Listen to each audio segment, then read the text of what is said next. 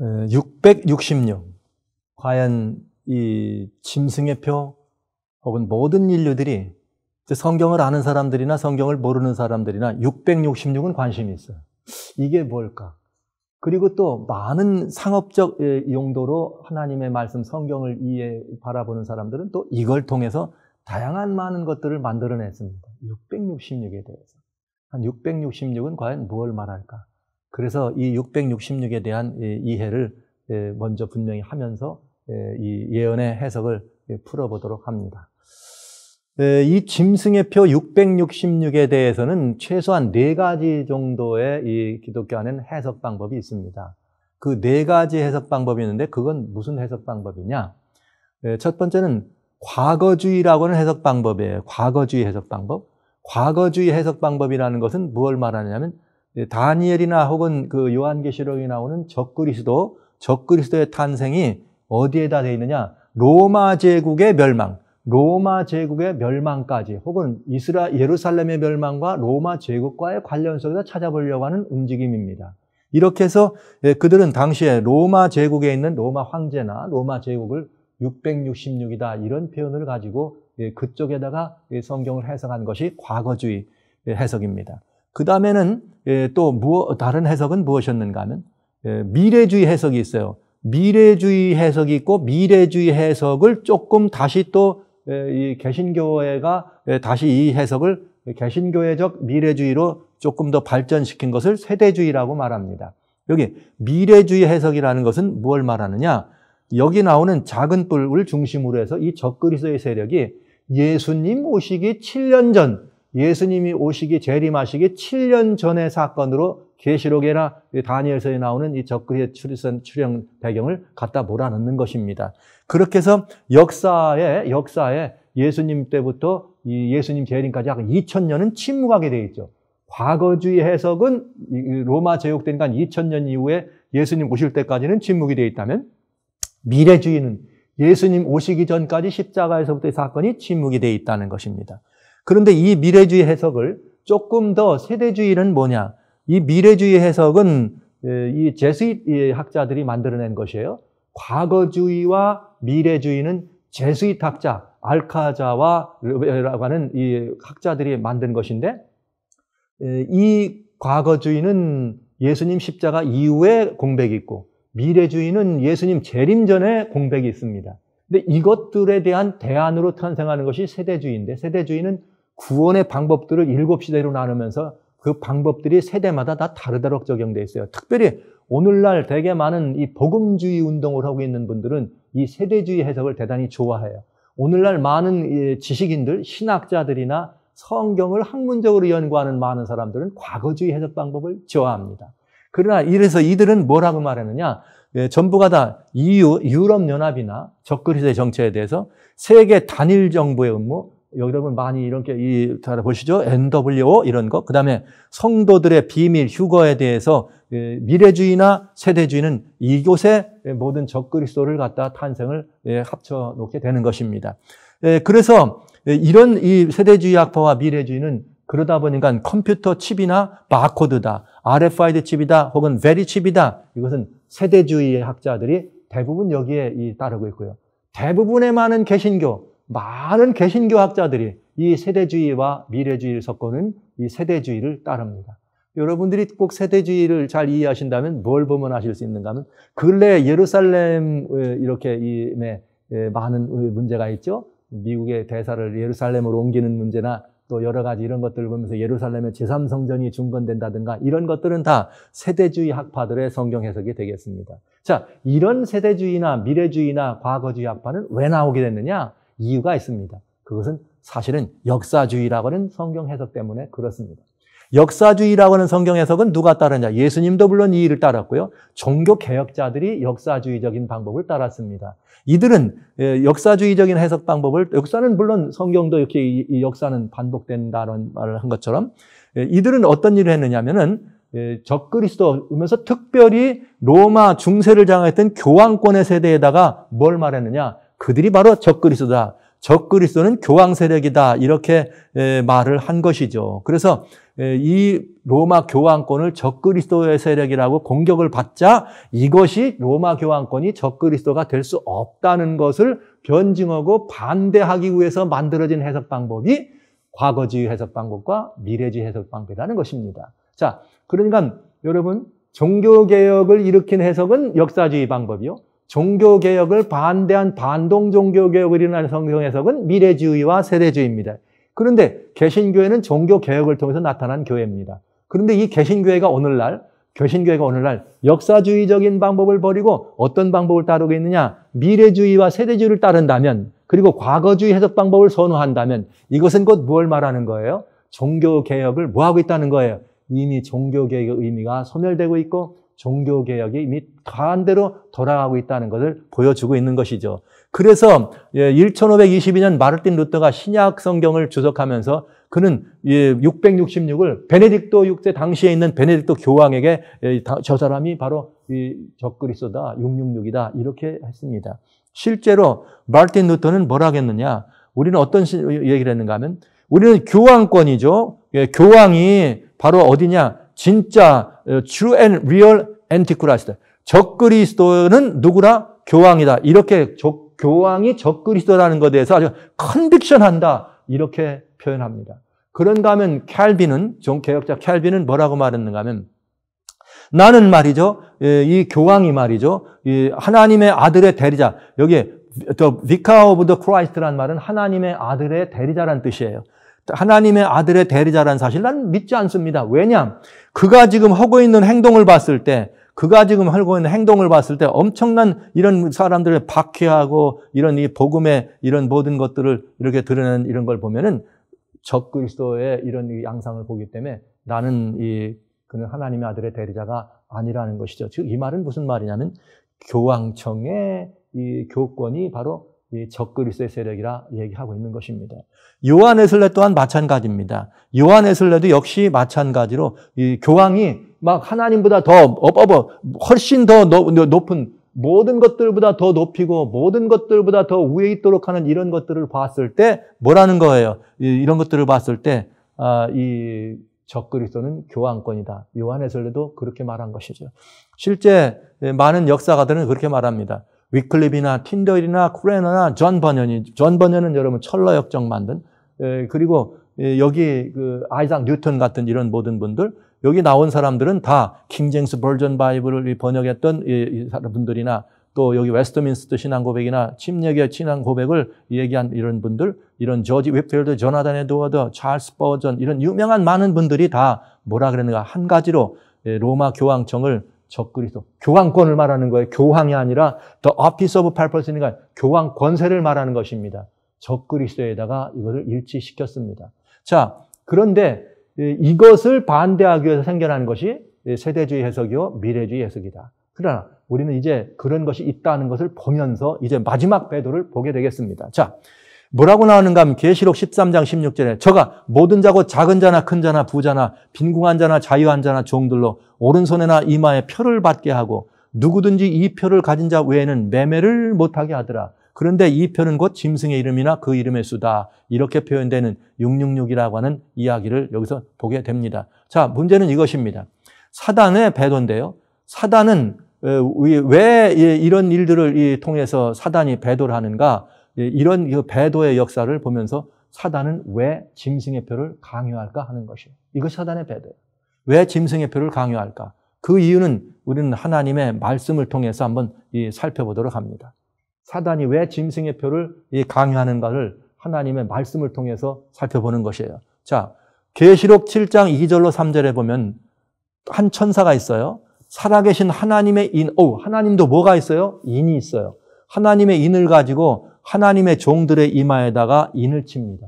하나님께서도 하나님의 종들의 이마에다 인을 치는 일을 하기 때문에 우리는 얼핏 이게 지금 그런 관련이 있구나. 이제는 사단도 뭔가 하겠구나를 알 수가 있어요. 자, 그런데 여기 실제 하나님은 어떻게 인을 쳤는가? 디모데후서 2장 19절에 보면 하나님의 견고하는 편 썼으되 인침이 있어 일렀으되 인의 이유입니다. 왜 인을 치시느냐면 주께서 자기 백성을 아신다 하며 이름을 부르는 자보다 분을 하나님께서 자기 백성을 아신다고, 즉 하나님 백성의 소유권을 주장하는 것으로 소유의 표로 하나님이 인을 친다 이 말입니다. 하나님께서도 자신의 백성에게, 소유된 백성에게 인을 치신다면 누구도 이렇게 하겠어요? 사단도 자신의 소유권을 주장하고자 뭘 받게 할까요? 표를 받게 하죠. 그러면 이제 우리는 하나님의 인이 무엇인가를 알면 사단의 표가 무엇인지 알게 되죠. 너무나 단순한 이치예요. 사단이 왜 인을 치려고 하느냐? 하나님도 인을 치니까. 왜 하나님이 인을 치느냐? 하나님 백성을 내 백성이라고 부르시니까. 그러면 하나님이 인을 친다. 오케이. 그래서 사단도 인을 친다. 자기 백성이라는 표로. 그럼 하나님의 인이 무엇이냐를 알면 사단의 인, 사단의 표도 무엇인가를 알 수가 있죠. 그래서 이것은 아주 단순한 이치로 설명해 볼 수가 있겠습니다. 하나님의 인은 무엇인가? 하나님의 인은 히브리서 8장 10절에 이렇게 됐어요. 그날 이후에 하나님이 말씀하시기를 이스라엘 집으로 세울 언약이 있는데 내 법을, 하나님의 법을 저희 생각에 두고 저희 마음에 이것을 어떻게 한다? 기록한다. 이렇게 기록되면 나는 저에게 하나님이 되고 저희는 내게 백성이 되리라. 즉 하나님께서는 하나님의 법을 우리 마음과 생각에 기록합니다. 그렇게 되면 하나님의 소유된 사람으로 우리가 인정된다 이 말이죠. 이것을 마음과 생각에 기록한다는 것을 어떻게 구약 성경에는 이렇게 상징적으로 표현했냐 이렇게 표현됐어요. 물론 이 구약 성경에는 무슨 말을 했는가 이렇게 돼 있어요. 신명기 6장 6절로 8절에 오늘날 내가 내게 명하는 이 말씀을 너는 마음에 새기라. 그리고 그 표시로 마음에 새겼다면 그 표시로 내 손목에 임하여 기호를 삼고 내 미간에 붙여 표를 삼으라. 여러분 짐승의 표를 어디다 받는다고요? 오른손과 이마에 받는다. 여기 손에다 붙이고 미간에 표를 삼으라. 이 말은 마음과 생각에 기록한다고 하는 뜻이었어요. 여기 신명기 11장 18절에 또 그럽니다. 여기 그러므로 너희는 이 말을 너희 마음과 뜻에 두고 그것으로 너희 손목에 매어 기호를 삼고 미간에 붙여 표를 삼으라. 즉 하나님께서도 하나님의 법을, 하나님의 말씀을 우리 마음과 생각에 기록하기를 원하십니다. 그러면 그 마음과 생각이 기록됐다는 것을 가시적으로 이 오른손에 잡고 미간에다 표. 그래서 요즘 가끔 길을 가시다 보면은 이 주의시 있죠. 유대인들이 있어요. 어떤 유대인들 보면 손목 끝에다가 길게 이렇게 이 천을 들려다니는 거 보시죠. 또 어떤 분들은 이렇게 조그마한 책을 갖고 이마에 대고 흔들면서 기도하는 걸 보실 겁니다. 미간의 표와 기호, 손목의 기호가 되는 것이죠. 이것은 뭘 말했느냐? 하나님의 소유의 인인 하나님의 법을 그 마음과 생각에 기록했다는 뜻입니다. 자, 그러면 이제 사단도 그 뭐가 있어야 돼요? 인이 있어야 될 거 아니에요. 그럼 사단의 인은 뭐냐? 사단은 아까 말했어요. 자기가 하나님의 보좌보다 더 자기 자신을 높이려고 한다 그랬습니다. 그러면 하나님보다 높아지려면 이미 이 땅에 에덴 동산에서부터 와가지고 뭘 바꾼 거예요? 뭐에게 도전한 거예요? 하나님보다 높아지려면 어떻게 하면 좋냐? 하나님이 법으로 소유의 인을 삼은 것처럼 사단도 자신의 법으로 소유의 인을 치면 되겠죠. 그래서 사단도 뭐가 필요하냐? 사단의 법이 필요합니다. 그럼 사단이 법이 뭐냐? 사단이 법을 일부러 만들 필요 있어요? 아니죠. 만들 필요 없죠. 하나님보다 자신을 높이려면 하나님의 법을 바꾸어 사단의 법을 만들면 됩니다. 먹으면 정령 죽으리라. 이 법을 사단은 뭐라 그랬어요? 아니다. 결코 죽지 아니하리라. 우리가 사단의 말을 따르면 사단은 하나님보다 더 높은 자리에 앉게 되는 것이요. 우리는 하나님보다 사단을 더 높은 자리에 앉히게 되는 것입니다. 사단은 하나님의 법을 바꿨습니다. 하나님의 법을 바꿔서 자신의 법을 만들려고 하는 것입니다. 자, 이 문제에 대해서 예수님은 뭐라고 하셨는가? 이렇게 말씀하는 아주 중요한 예예요. 사단의 음모에 대해서 성경은 이미 말씀해 주시고 이 땅에 예수님 오셨을 때도 말씀하셨어요. 보시죠. 마태복음이라고 하는 성경 7장 21절로 23절에 이렇게 되어 있어요. 그날에, 여기 말한 그날은 예수님 오실 때를 말합니다. 그날에 많은 사람이 나더러 주여 주여 우리가 주의 이름으로 선지한 오래됐습니다. 주의 이름으로 귀신을 쫓아내며 주의 이름으로 많은 권능을 행치 아니하였나이까 하리니 그때에 이 사람들이 주님께 나와서 내가 이런 일을 했습니다 자랑할 때 주님은 뭐라고 하시는가? 내가 저에게 말하되 내가 너희를 도무지 알지 못합니다. 도무지 알지 못하겠다. 왜 알지 못하느냐? 그대들이 불법을 행했다. 내게서 떠나가라. 이렇게 말했습니다. 불법을 행하는 일이 있겠다는 것이죠. 사도 바울은 뭐라 그랬는가? 여기 사도 바울은 이렇게 말합니다. 누가 너희를 미혹하여도 미혹되지 말라. 데살로니가 후서 2장 3절로 8절에 있는 말씀, 2장 3절로 8절. 불법이란 사람, 배도하는 일이 있고 불법의 사람이란 말은 곧 하나님의 법에 대한 유린입니다. 하나님의 법을 바꾸는 일이죠. 그래서 그들이 하나님의 어디서 성전에 앉아가지고 자기를 보여서 하나님이라 하는 것이죠. 이것을 우리 한번 자세히 살펴보면 세 가지 아주 중요한 것들을 할 수 있어요. 다니엘 7장에서는 뭐라고 말했는가? 하나님의 때와 법을 바꾼다고 말했고, 예수님은 불법한 자라 말했고, 데살로니가서에서 사도 바울은 배도와 불법이라고 말했습니다. 저는 이 성경 세 개를 한꺼번에 여기에 펼쳐놨어요. 보시죠. 여기에 주의 이름으로 선지자 노릇한다. 하나님의 성전에 앉아 자기를 보여 하나님이라 한다. 그러니까 성도는 그의 손에 붙인 바 되었다. 이 말은 다 어디서 일어난다는 말이에요, 이 일이. 하나님의 교회, 하나님을 아는 사람 속에서 일어난다는 말이에요. 여러분 명심하시기 바랍니다. 배도는 어디서 일어나느냐? 하나님을 모르는 사람이 아닙니다. 하나님을 아는 사람들 사이에서 불법이 일어납니다. 그런데 거기서 무슨 일이 일어나냐? 다니엘은 불법이 있을 거다. 불법이 뭐냐? 여기 불법의 선지자 노릇하고 예수님은 불법이 있을 거다. 그런데 여기 바울은 배도하는 일이다. 다니엘은 때와 법을 바꾸는 것이다. 같은 말입니다. 이미 예언하는 자는 예언하는 자의 영의 제재를 받는다고 말하는 것처럼 지금 같은 내용들이 주목되고 있어요. 그 일이 어디서요? 주의 이름으로 선지자. 하나님의 어디서요? 교회에서 이런 일이 일어난다 이 말이죠. 그러니까 이 사단의 음모는 아주 쉽게 발견할 수 있어요. 어디서? 하나님의 교회에서. 무엇? 불법과 배도와 하나님의 법을 무시하고 바꾸는 일이. 결과는 뭐예요? 다 멸망하게 될 것이다. 똑같은 일입니다. 자, 이제 우리는 이 사건에 대해서 면밀하게 살펴볼 수 있습니다. 사단이 하는 음모 1단계는 뭐냐? 사단의 법을 만드는 것이죠. 사단의 법을 만드는데 뭘 통해서? 작은 뿔을 통해서 짐승의 표를 준비합니다. 하나님의 때와 법을 변개하는 일이 벌어졌습니다.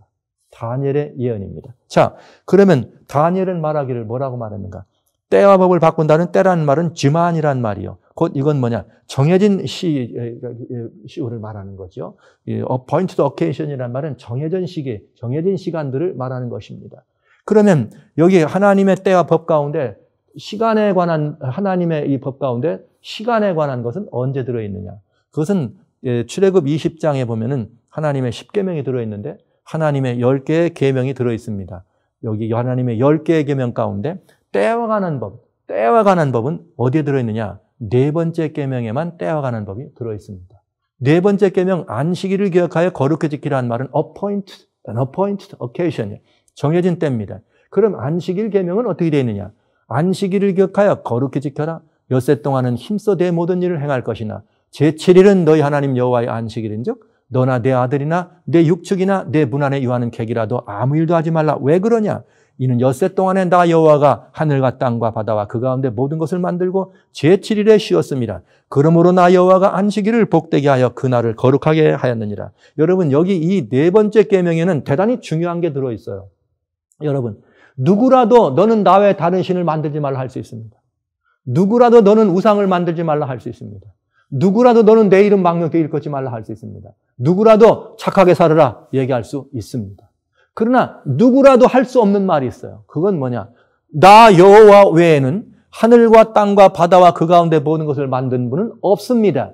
그러니까 이 네 번째 계명인 안식일만큼은 누구만 얘기할 수 있는 계명이냐? 천지를 지으신 창조주만 말할 수 있는 계명입니다. 그러니까 사단도 할 수 없습니다. 피조물이죠. 바알도 할 수 없습니다. 피조물이죠. 어느 누구도 이렇게 이 네 번째 계명을 말할 수는 없다고 하는 것이죠. 자, 그러면 이 네 번째 계명은 그래서 중요해요. 왜 하나님 외에는 섬기면 안 됩니까? 내가 이 모든 것들을 지어서 너의 누구니까? 하나님이니까. 왜 하나님 제가 안식일을 지켜야 합니까? 내가 그날 쉬었으니까. 그리고 너도 모든 걸 쉬라고 하니까. 이렇게 하나님의 그러면 당신이 누굽니까? 내 이름은 여호와라. 이렇게 하나님의 경배의 대상이 나옵니다. 경배의 이유가 나옵니다. 경배의 목표가 무엇인지를 나오는 것이죠. 자, 그런데 이것을 어디서 찾아야 되느냐? 이런 배도는 이것이 바꿔질 것인가 하는 것을 어디서 찾을 수 있느냐? 하나님의 교회에서 찾아보라는 거예요. 왜? 하나님의 성전에 앉아서 적그리스도가 일을 하기 때문에 그렇습니다. 우리는 이 일을 찾는데 아주 쉬워요. 우리는 이 하나님의 교회, 성경 가지고 하나님의 계명을 가르치고 있는 이 곳이 크게 말하면 두 군데 있죠. 하나는 유대교, 하나는 기독교. 기독교는 둘로 하나는 구교 혹은 신교, 하나는 천주교 혹은 개신교 이렇게 말하잖아요. 그러면 세 개로 나눠질 수 있겠네요. 자, 여기서 이 셋 가운데에서 하나님의 성전에 앉아서 자기를 보여 하나님이라는 이건 말세에 관한 얘기니까 유대교는 아웃이네요. 빠지고. 기독교를 말합니다. 그러면 기독교, 구교든 신교든 천주교든 개신교든 여기에서 무슨 일이 벌어지는가? 배도하는 일이 있겠다. 그럼 우리는 어디를 찾아봐야 되느냐? 하나님의 교회 역사를 보면 됩니다. 정직한 교회가 있습니다. 정말 이 충성스럽게 하나님을 섬겨오느라 이 하나님에 대한 지식을 오랫동안 간직해 오느라고 애쓴 교회가 있죠. 우리는 구교라고 말합니다. 캐톨릭이라고 말하죠. 자, 캐톨릭 교회는 안식일을 일주일 중 일곱째 날인 토요일에서 첫째 날인 일요일로 변경한 후 10계명의 셋째 계명을 거쳐 일요일을 주일을 지키라고 하였다. 캐톨릭 사전 4권 153페이지에 이렇게 중요한 이야기입니다. 그래도 신앙 안에서 있는 하나님을 섬기는 사람들이 우리들이 어떤 일을 한 것에 대하여 정직하게 기록했다는 것은 칭찬할 만한 일입니다. 여기 분명하게 되어 있네요. 하나님의 10계명이 바꿔졌다고. 어떻게? 때에 관한 뭐죠? 토요일과 일요일은 때에 관한 법이죠. 그 다음에 셋째 계명을 거쳤다고 하는 것이고 그 다음에 여기 되는 것이고 이 계명을 바꿨다고 말하는 것은 아주 중요한 일이 되겠습니다. 실제 그들의 고백이 있으니까요. 자, 이건 사실인가? 실제 우리 캐톨릭 교리 문답서에 보면 뭐라고 되어 있느냐? 어느 날이 안식일이냐? 토요일이 안식일이다. 왜 우리는 토요일 대신 일요일을 지키는가? 답은 뭐냐? 캐톨릭 교회가 라오디게아 종교회에서 그 존엄성을 토요일에서 일요일로 옮겼기 때문이다. 이렇게 되어 있습니다. 여러분, 그러면 여기서 말하는 캐톨릭 교회는 누구를 말합니까? 여기서 말하는 캐톨릭은 무엇을 말합니까? 오늘 이 역사를 보면서 이 말씀을 들으시는 여러분들 가운데는 아우, 저런 일을 천주교가 했어. 이렇게 말하고 싶은 분이 많이 있죠. 아, 저런 일이 말이야. 천주교가 저런 일을 했네. 배도하는 일을 했네. 불법한 일을 했네. 과연 그럴까요?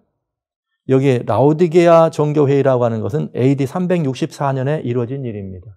AD 364년에 이 일이 이루어졌다면 그 AD 364년이라고 하는 이 라오디게아 종교회의는 그때 당시는 오늘날 여러분이 생각하시는 천주교, 캐도 이런 의미가 아니라 기독교입니다. 하나님의 교회입니다. 그때는 다 기독교라고 불리면 됐습니다. 예수님을 믿고 예수님을 믿노라 고백한 사람들이 함께 모여서 구성한 하나님의 교회입니다. 교회, 누가 바꿨다고요? 오늘날 여러분들의 개념 속에는 천주교, 캐톨릭이라고 하면 안 돼요. 개신교끼리 이거 아니에요. 그때는 그냥 기독교만 있을 뿐입니다. 그러니까 이건 누가 바꾼 거냐? 지금 오늘 이 기독교를 신앙하는 우리들의 선조들이 바꾼 것입니다. 만약에 이 바꾼 것에 대하여 인정하고 수용하고 긍정하고 뭔가를 돌이켜야 한다면 그건 기독교 전체의 문제지 천주교 혹은 개신교의 문제가 아니라고 하는 것입니다. 오늘 저는 이 문제에 대해 여러분들을 아주 분명하게 이 문제에 대한 이야기를 하는 것이죠. 자, 그때 바꿀 때 어떤 일을 했느냐? 여기 무슨 말이 되어 있느냐? 신부서 한 집에 이렇게 되어 있어요. 성경은 안식일을 거룩히 지키라고 말한다. 그러나 로마 가톨릭 교회는 말하기를 아니다. 나의 신성한 권위로 안식일을 폐하고 주일 중 첫째 날인 일요일을 거룩하게 지키라고 명하는 바이다. 여러분, 뭐가요? 교회의 권위로서 지켰다. 지금 오늘 여러 번 말씀드렸어요. 교회의 권위가 무엇보다 우위에 있으면 하나님보다 우위에 있으면 그것은 교권 우상이라는 말씀을 드렸습니다. 바로 이 말이 그 말입니다. 교회가 신성한 권위로서 이렇게 하나님의 성경을 하나님의 계명을 폐했다면 이 교회가 누구보다 우위인 거예요. 하나님보다 우위인 것입니다. 이렇게 되면 이것이 교권 우상이 되는 거죠. 보시죠. 마지막으로 말하는 교회의 전통은 성경보다 우위에 있다고 선포하는 바다. 우리는 우리의 교리를 전통에 있잖아요. 교회 전통 누가 만드냐? 교황권이 만드는 것이 교회의 전통입니다. 자, 그래서 여기 보면은 이렇게 되어 있습니다.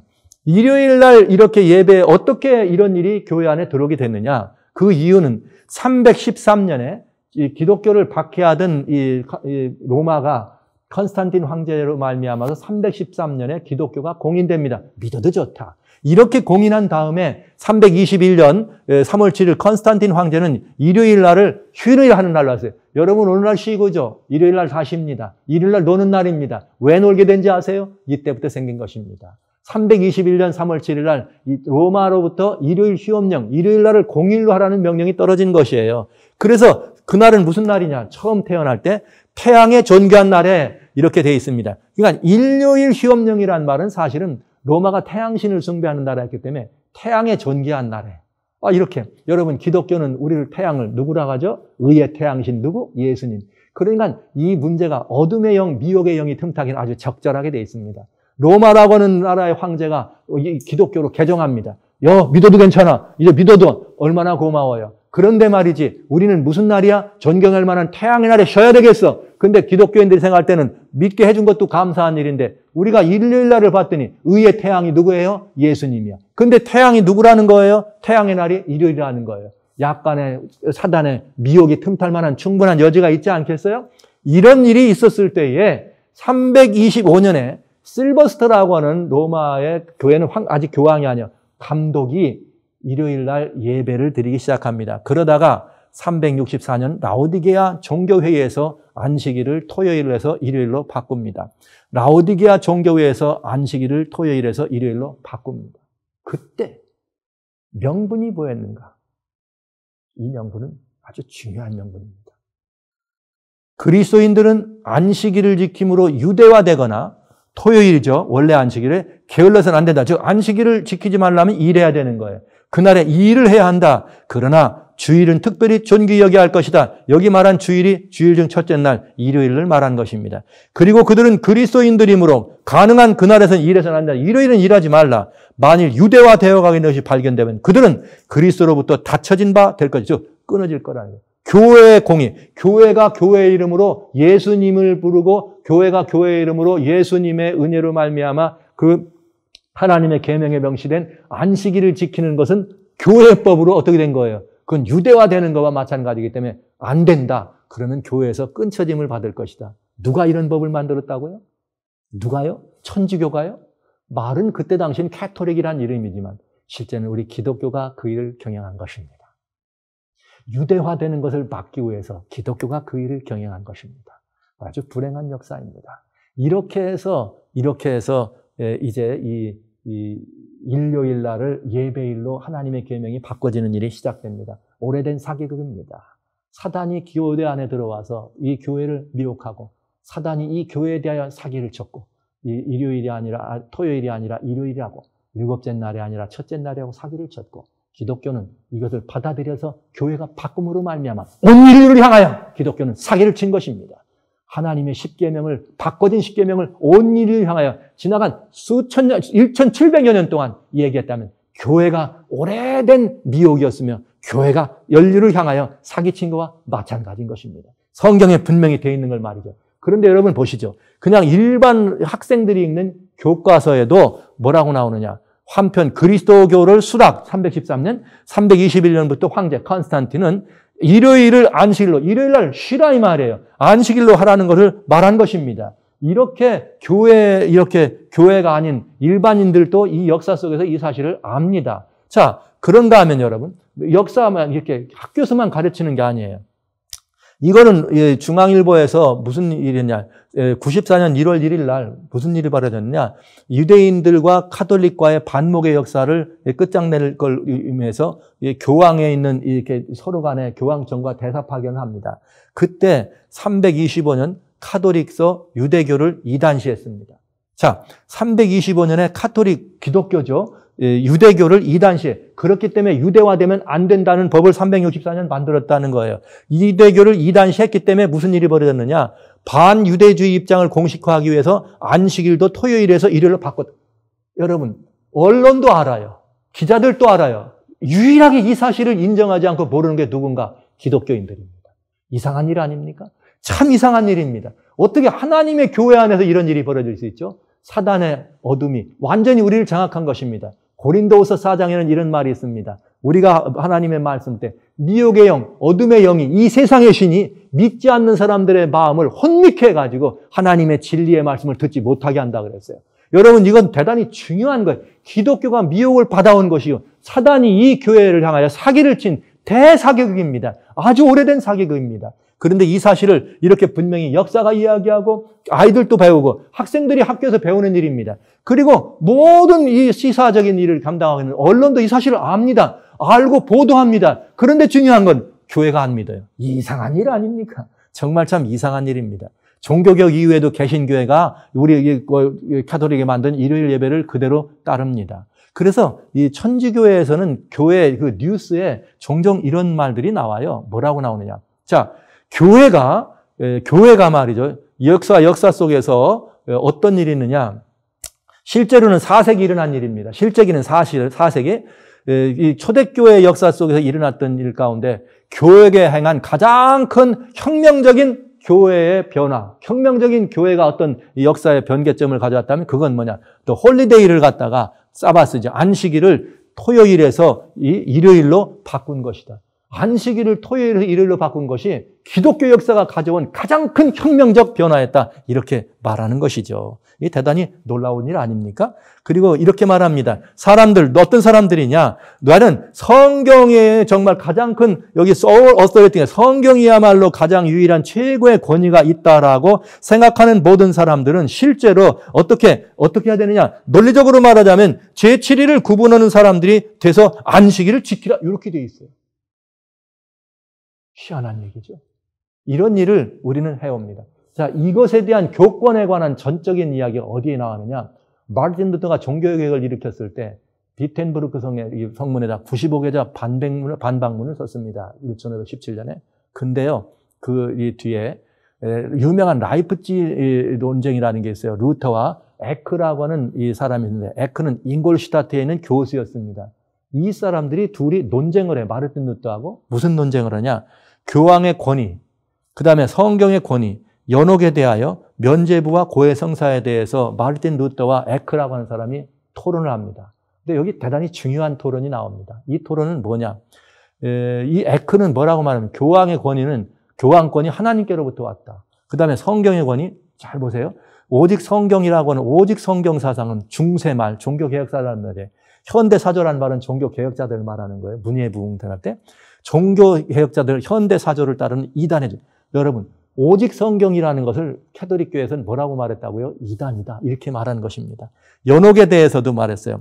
연옥 사상은 마카비라고 하는 외경, 지금은 천주교가 이걸 믿고 있어요. 마카비서 2장에 기록되어 있는 성경 사상이다. 마카비는 정경이 아닙니다. 그 다음에 면죄부와 고해성사는 교회 전통에 근거했다. 성경에 근거한 것이 아니라는 것이죠.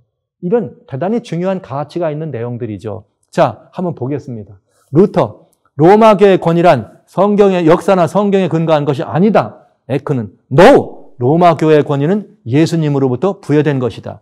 루터, 아닙니다. 그 로마교의 오늘날 권위는 교황 그레고리 7세의 정책으로 만들어진 것이다. 이시도리안 교령집이라는 위조 문서에서 나온 것이다. 그랬더니 에크라는 사람은 뭐라고 말하면 루터가 말하는 것은 교황의 신성성을 모독하는 것이다. 여러분, 교황의 신성성이라고 하는 말 자체가 상당히 모순이 있죠. 교황의 신성성이라는 말이 상당히 큰 모순이 있습니다. 교황이 신성한 존재인가? 이건 하나님이란 말입니다. 자, 이어집니다. 그랬더니 루터가 뭐라면 교황이라고 반드시 신성한 것은 아니다. 왜냐? 따라서 교황은 없어도 신앙은 성립하다. 맞아요? 틀려요? 교황이 없어도 신앙이 섭리가 서게 되어 있습니다. 그러나 이것은 루터가 말하기를 교황이 없으면 안 선다. 당시에 그리시아 교회는 교황을 인정하지 않았기 때문에 이단 파문이 된 것입니다. 그래서 후스나 제롬이나 이런 사람들이 이단으로 파문된 거죠. 그랬더니 루터가 이렇게 말하죠. 대공회라고 반드시 오류가 없다. 이거 아니란 말이죠. 사람이 만든 조직이니까요. 이걸 인정하지 않은 것입니다. 신성의 권위를. 자, 이제부터가 중요해요. 이제부터가. 교회는 교회의 권위가 이렇게 어마어마시하다는 것을 얘기하기 위해서 쓴 말입니다. 교회는 성경과 상관없이 그 자체의 권위로, 뭐의 권위로? 교회의 권위로 안식일 준수를 일요일로 변경시켰다. 자, 그러면 교회가 성경보다 우위란 말이에요? 아래란 말이에요? 우위라고 하는 뜻입니다. 그리고 뭐라 하겠는가? 이 사실은 성경보다 교회의 권위가 우월함을 보여주는 것이 아니고 무엇이냐? 네. 이것은 우월하다는 거예요. 그랬더니 루터가 아니라고, 그건 틀리다고. 그랬더니 이렇게 말합니다. 성경은 안식일을 기억하여 거룩히 지키라. 엿새 동안은 힘써 내 모든 일을 할 것이나 제7일은 너희 하나님 여호와의 안식일이라 하셨다.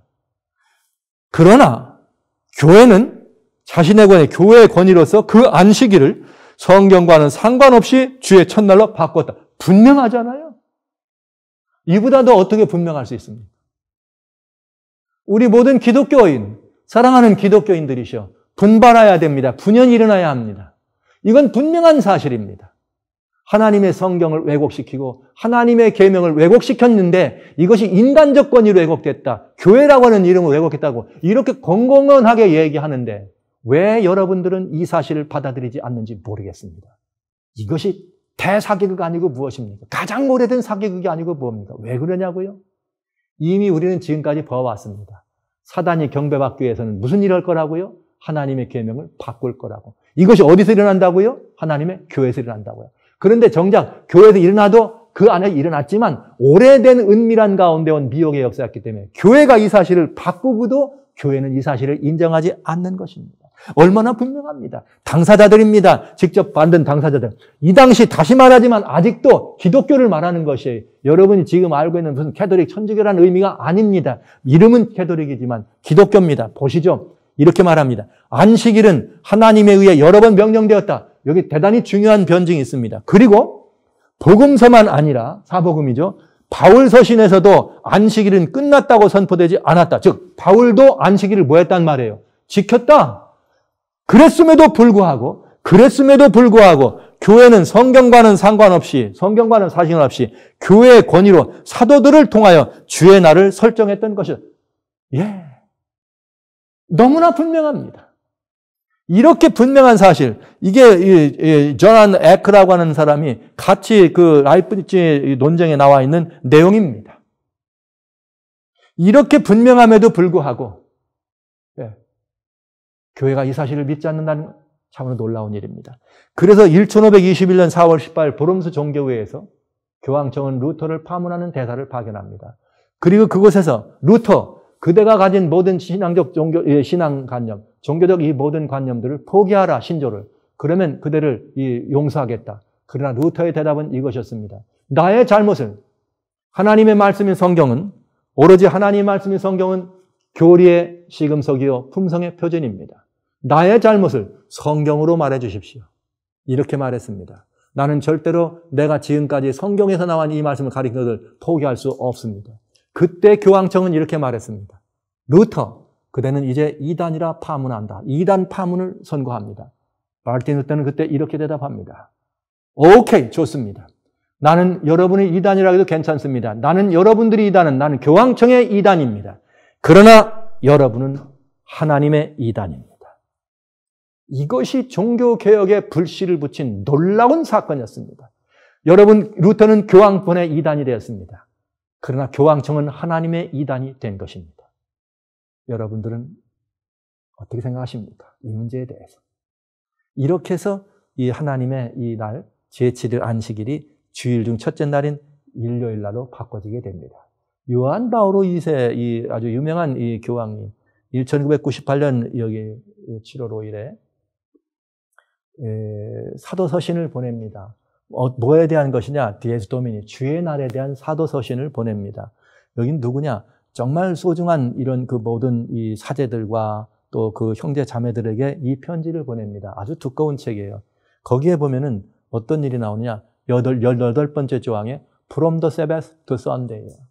안식일에서 일요일로. 그리고 우리는 We move from the Sabbath. 안식일에서 뭐라고요? 저 첫째 날, 안식 후 첫날로 우리는 이 세베스를 바꿨다는 것이죠. 그래서 이 일곱째 날에서 첫째 날로 바꿨습니다. 이것이 직접 전통을 성경보다 더 우위에 있다고 하는 교황이 직접 편언하고 모든 사람이 이 날을 신중하게 받고 신중하게 지켜야 될 것으로 설명하고 있습니다. 그래서 그들 자신도 우리는 절대로 여기 성경 처음부터 끝까지 어디에도 단 한 구절도 주일 중 첫째 날을 예배일로 드리라고 하는 규절은 없다. 이것이 바로 이것을 바꾼 사람들의 이야기입니다. 바꾼 사람들이 참 이상하잖아요. 내가 바꿨다고, 우리가 바꿨다고 얘기하는데 듣는 사람들은 아니라고, 그건 괜찮다고, 우리가 변호한다고. 지금 이렇게 된 거예요. 기독교 오랜 역사 속에 이건 바꿔졌고 오늘날 개신교회는 그걸 변호하고 있는 것입니다. 옳지 않은 일을 변호하는데 어떻게 이렇게 많은 사람들이 눈먼 일을 하고 있는지 참 안타까운 일이죠. 사전에 분명하게도 가톨릭 교회는 안식일을 일주일 중 일곱째 날인 토요일에서 첫째 날인 일요일로 바꾼 후 10계명의 셋째 계명을 고쳐 일요일을 주일로 지키라고 명하였다. 이렇게 얘기하는데도 불구하고 왜 이런 일을 진행하는지 이상한 일 아닙니까? 이건 참으로 이상한 일입니다. 자, 그래서 여기 바꿔진 하나님의 계명을 한번 보여드립니다. 여기 하나님의 성경에 나오는 10계명은 여기 충분하게 10개 계명이 되어 있어요. 그런데 여기 이 기독교죠. 기독교가 바꾼 10계명은 어떻게 되어 있느냐. 여기 네 번째 계명인 안식일을 기억하여 거룩히 지키라가 세 번째로 올라갑니다. 세 번째로 올라갔어요. 그러면 여기 하나가 빠졌다는 얘기죠. 잘 보니까 뭐가 빠졌느냐. 우상을 만들지 말고 그걸 섬기지 말라는 법이 빠졌습니다. 여러분 이제 힌트가 나오는 것입니다. 왜 우상에게 경배한다는 일이 나오는데 그 일이 가능하도록 하는 일이 미리 이전에 이루어졌는 일을 이제 알게 되는 것이죠. 왜요? 그래서 뭐가 빠진 거예요? 두 번째, 우상에게 경배하지 말라는 말을 뺀 것입니다. 자, 그러면 이제 우상에게 경배하지 말라는 법을 뺐습니다. 그러면 하나가 부족해야 되는데 여기 그걸 부족하니까 여기 어떻게 됐냐? 내 이웃의 아내나 소유를 탐내지 말라. 여기 나온 것을 아내를 탐내지 말라와 소유를 탐내지 말라. 두 개로 나누는 것입니다. 이렇게 해서 10계명을 만든 것입니다. 여기에 여러분 아주 중요한 단서를 하나 알 수가 있어요. 두 가지 단서입니다. 우상에게 경배하게 하려면 뭐가 없어야 돼요? 우상에게 경배하지 말라고는 계명이 빠져야 됩니다. 그러면 이제 우상에게 경배하지 않는 사람들을 몇이든지 죽게 해야 되지 않겠어요? 그럼 몇이든지 죽게 하기 위해서는 어떤 툴이 있어야 되겠죠? 그걸 받지 않으면 안 되고 그것이 짐승의 표입니다. 그러나 지금까지 우리가 본 것처럼 하나님의 법이 하나님의 인이 된 것처럼 짐승도 뭐가 필요해요? 짐승의 법이 필요합니다. 그래야 짐승의 인이 되겠죠? 그 짐승의 인을 만들고 이 법을 따르는지 안 따르는지를 살펴봐야 됩니다. 이 법을 따르는지 안 따르는지를 살펴보는데 가장 좋은 것은 언제냐? 때에 관한 법을 바꾸는 것입니다. 왜냐고요? 옛날에 유대인들을 유대화되는 일을 막기 위해서 유대인 되기를 막기 위해서 교회는 뭘 했느냐? 안식일에 일하라 그랬어요. 그러나 안식일을 구분하는 사람들은 유대인들뿐만 아니라 누구도 하나님을 믿는 그리스도인들도 안식일 제7일을 지키면 뭐가 된 거예요? 그들이 하나님의 법을 세상의 법을 어기는 것입니다.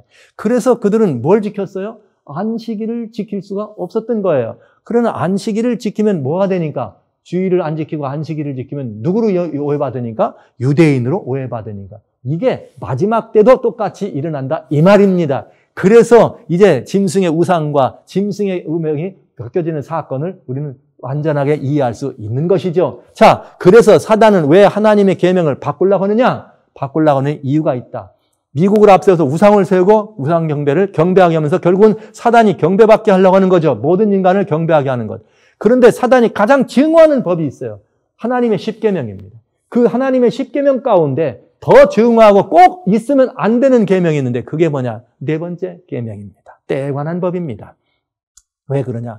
이 때에 관한 법, 안식일을 이렇게 거룩히 지키라는 데는 하나님 경배 대상이 나와요. 경배 대상이 누구죠? 여호와 하나님입니다. 왜 하나님을 경배해야 됩니까? 천지 만물을 뭐한 분이니까? 창조하신 분이니까. 그럼 그 경배 목적이 뭡니까? 지속적인 관계죠. 하나님과 우리 사이에 지속적인 관계를 유지하도록 하기 위해서 경배를 한 것입니다. 출애굽 31장 13절에 나의 안식일을 거룩하게 할지라 이것이 너와 나 사이에 뭐가 돼요? 표징이 돼요. 하나님과 우리 사이에 표징으로 하나님이 안식일을 주셨다 이 말이죠. 지속적인 뭐가 있어요? 관계 유지를 위해서 하나님이 주셨다 이 말입니다. 자, 이것이 오늘 우리들에게 주신 보여주시는 때와 법을 바꾸는 이유입니다. 그러기 위해서는 먼저 뭘 해야 되겠어요? 때와 법을 바꾸는 일이 된 거죠. 그래서 하는 일이 뭐냐? 사단의 법을 따르게 하라는 것입니다. 어떻게 하면 사단의 법을 따르게 할 것인가? 과연 이런 일이 있게 될까요? 사단에게 숭배하게 하고 우상에게 숭배를 하려면 먼저 해야 될 일이 있습니다. 그건 뭐냐? 우상에게 숭배하는 일을 하지 않는 사람들을 죽게 하는 것이죠. 여러분 어떻게 생각하세요? 미국이 이런 일을 할 것 같아요? 미국이 이 일을 할 것 같아요? 이 자유한 나라, 이 계명한 나라가 종교 자유를 헌법에 명시하는 이 나라가 그 일을 할 것 같습니까? 못할 것 같지요. 여러분, 과연 미국은 이 일을 할 것인가? 이제 저는 이 하나님의 인 맞은 사람, 이들을 없애는 일을 미국은 할 것인가? 보겠습니다.